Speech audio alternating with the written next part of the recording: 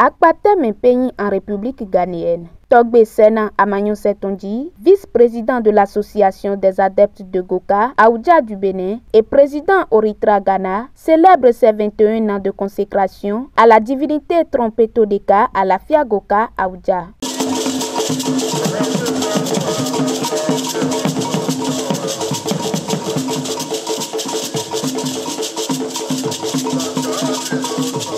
Ainsi, du vendredi 30 août au mardi 3 septembre 2024, la cérémonie de Petatrotro a démarré par des prières, libations et des sacrifices aux divinités. Dans la journée du dimanche 1er septembre 2024, 2 gros bœufs, des béliers suivis de plusieurs autres animaux ont été immolés pour marquer d'une empreinte indélébile ce grand moment spirituel.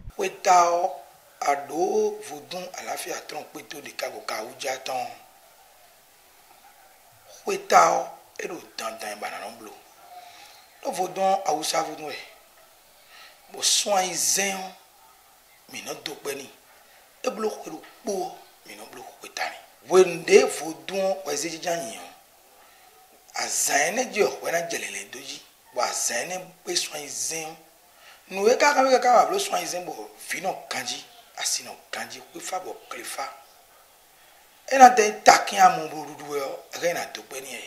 kun sara wa yin kweta e ka blo ko po alele kweta ni bona huzu avonu vodun bona gosin nu nyanya e nu to ro ko ho me o ase bi o pe yo me ko mi te to kan e ko fo janvier be du janvier mo ya we nu ayi na we vodun azaije na vodun lo e blo sun wewe yo e blo ko ro po ne ana frin pour anniversaire don de boy ba ifoto e te wazo mi kon honu e de kweta ba yo betole ya do mo do po nu yesu me e ro ajera yo toto ko no to ko ton nu yesu me ne le bi no wa bo no adun mu de betole o mo ifoto de e bi kwi no wa bra do bo ko le so akara do pe di do nu foto le be nu wo da ko de wa nu foto le bo. En effet, des animations folkloriques ont aussi ponctué la fête. Un moment privilégié pour les Togbé, autrement dit les dignitaires, d'exhiber leur talent gestuel. La danse et le chant en l'honneur de la divinité sont les moments ayant prévalu au temple de Togbe Sena à Amagnon Setonji, à Akpatem pays au Ghana.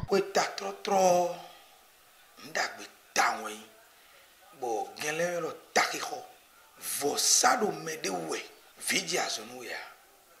ai toto ya adanda ho de ka gbo ya ho fo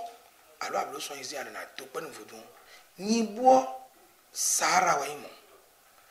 vodun nyibo no du chobe no de trokwitania e o vodun mi ton agbo gbo no blo kwitaton e te ka zo mi na wo yimbu gbeto ni apre mi deso bi pon me tobu wa ko gbe fi o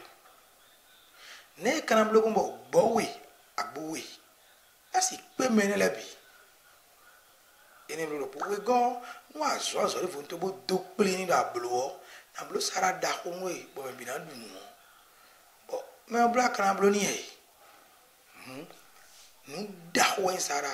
Lundi 2 septembre 2024, jour de la grande apothéose de la frontière Togo-Ghana, communément appelée frontière Ségbé, un long cortège de véhicules accompagne cette forte délégation togolaise conduite par Togbe Atisogbe Goka, Noulemegbe Jantaron II, grand guide spirituel suprême de la communauté de Trompetodeka à la Fia Goka Aoudja.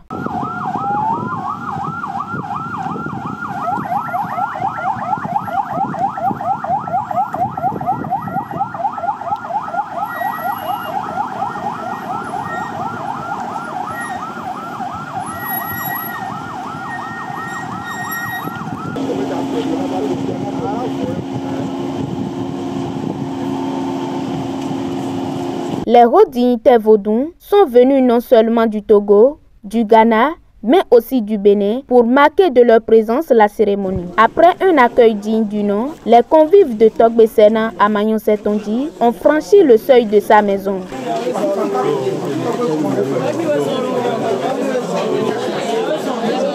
Togbe Sena à Magnon-Setonji leur offre ce moment festif au cours duquel de copieux repas et des boissons de toutes sortes sont ingurgités avec aménité et fraternité. L'organisation de l'édition 2024 de la cérémonie de Petatrotro était tout simplement parfaite.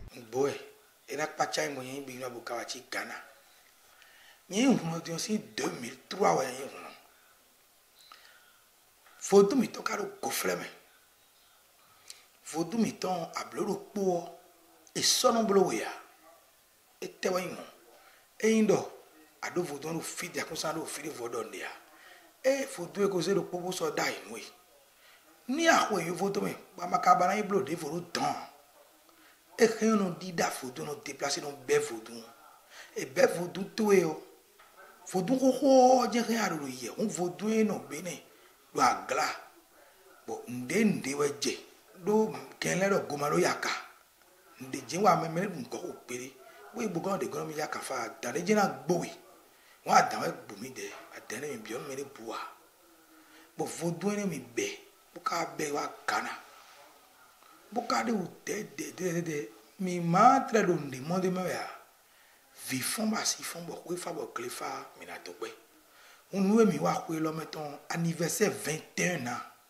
we konu kunopo bon mi dosinta no mi na dogbon fon gbo mo mi na do mi dosinta o yin we no tronton bo la so wa ka ton we ka kanu gbo e je ka we na pakagla no ma wo meton. Le guide suprême de la communauté de Trompeto Deka à la Fiagoka Aouja a assisté à cette animation rythmée de chants et danses organisée après la réjouissance populaire. Togbe Atiso Goka, le Médé Jantaron 2, n'a pas manqué d'esquisser des pas de danse, tout comme ce collège de dignitaires présents.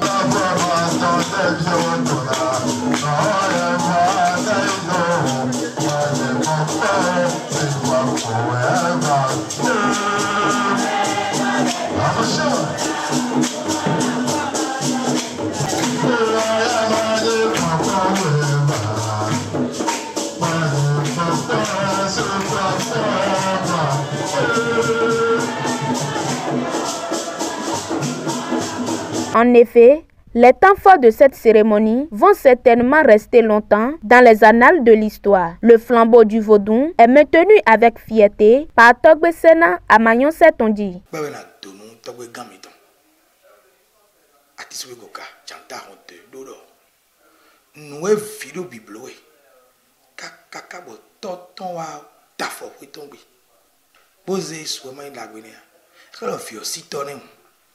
on peut bien dire oui ne ban mi on ben ba weni ala fi atron peut le ka kwede o nous ma o gbero to wan la pa alo pa kwitu me amo amodo go flame lo mi ma tron de bu ko no so mo wa e do go flame wa yin do gbeto ro te ti de no ho moto bero te a ho moto di ana blo douane si ana ya assurance ni o so gbeto no permis si an blo visite technique moto mo betori betoro pona no bemeyo e be si faji bero dandan me ama blo fa on san douane we ai e te douane we ya e ro dandan me on sun we na ismo ite fa nyon we na sin fa fi agbon ali de na plawe gbon bo ton na gola na bo blodo e na tun fa me azine gona bo taje na jo re no vo nto le doa Vodou le fato il a Dieu doit et y a bon moment à la pas Vodou si fifi et bien la l'air où je Vodou ya. Mardi 3 septembre 2024, fin des festivités marquant les 21 ans de consécration à l'esprit tronc à la FIA. Mais avant de se séparer, une consultation de l'oracle a été faite. On l'appelle Agbasafa pour se rassurer de l'acceptation ou non des offrandes faites à la divinité. Et le résultat ici est largement positif.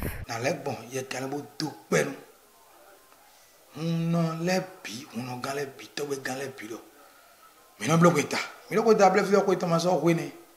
amo kweta lo le mi blo no ai mo vi mi de sudo àwọn ẹgbẹ́ mi mọ̀ nǹkan tó ń pọ́n lówó mi tán gbéra níwé kájọ́ gbọ́dọ̀ dàgbẹ́jẹ́ mọ̀ nǹkan tó ń pọ́n àhún mi àtọ́ pẹ́nu mẹ́gòsí Benin ọ̀yà mẹ́gòsí Togo Côte d'Ivoire Yovo tó mẹ́ gbóhùn kan Accra mẹ́ gbótó mẹ́ náà báwé ní tron mẹ́gàn tron kan di yẹ fún jìnnà pọ̀ yìí bọ̀ yìí lọ́ọ́ dọ́. Rendez-vous à l'année prochaine pour revivre des moments fatidiques de ce Takabi à la gloire de la divinité, Trompeto Deka à la Fiagoka à Ouja, chez Togbe Sena à Magnon Setonji, à Akpatem Pays au Ghana, juste après la frontière de Ségbe.